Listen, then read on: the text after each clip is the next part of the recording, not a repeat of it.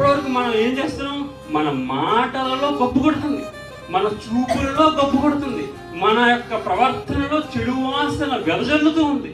కాబట్టి మిమ్మల్ని అందరినీ ఆయన ప్రేమించి మీరు పరిమళ వాసనగా ఉండడం కోసం ఆయన శిలువ మీద బలి అయిపోయాడు. ఆయన రుధిర రక్త ధారల చేత మీ దేహమంతా కడగబడి, మీ ఆత్మ శుద్ధి చేయబడి మీరందరూ ఎలా ఉంటున్నారంటే పరిమళ వాసన వస్తున్నారు.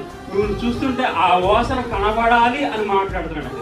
ఈ రోజున మన మాటలలో ఎంత పరిమళం చూపిస్తున్నాం, మన చూపుల్లో ఎంత పరిమళం మనం చూపిస్తున్నాం, మన ప్రవర్తనలో ఎంత పరిమళం మన దగ్గర నుంచి వస్తుంది, మన నడకలో మన పరిమళం ఎంతవరకు వస్తుంది, మన యథార్థతలో పరిమళం ఎంతవరకు వస్తుంది ఒకసారి ఆలోచించాలి. మనం ఖచ్చితంగా దేశం దాటి వచ్చేసాం, అరేబియా సముద్రాన్ని దాటి వచ్చేసాం, ఎక్కడేదో పని చేస్తున్నాం, గొప్పేం కాదు. కానీ ఇక్కడికి వచ్చిన నువ్వు ఆ పరిమళ వాసన నీలో నుంచి కనపడాలి, నీలో ఆ పరిమళ వాసన రావాలి. ఎలా రావాలో తెలుసా?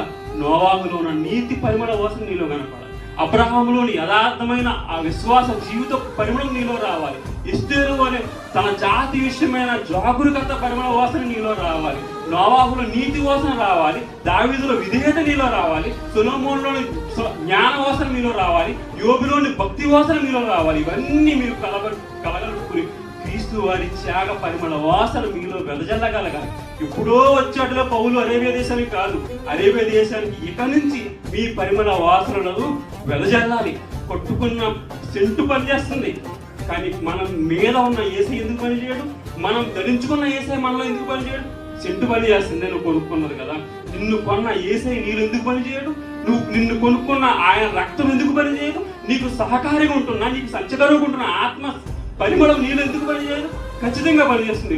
ఒక్కసారి ప్రభువా నేను నీ కోసం బ్రతుకుతాను, నేను నీ కోసం ఆలోచిస్తాను, నేను నీ కోసమే జీవిస్తానని చెప్పి మీ పనులన్నీ చేసుకోండి. కానీ క్రీస్తు పరిభారంలో యోగ్యత కలిగిన భక్తి ప్రవర్తనతో మీరు నడవగలిగితే మీరు రేపటి నుండి ఈ క్షణం నుంచి క్రీస్తు పరిమళ వాసనగా ఉంటారు.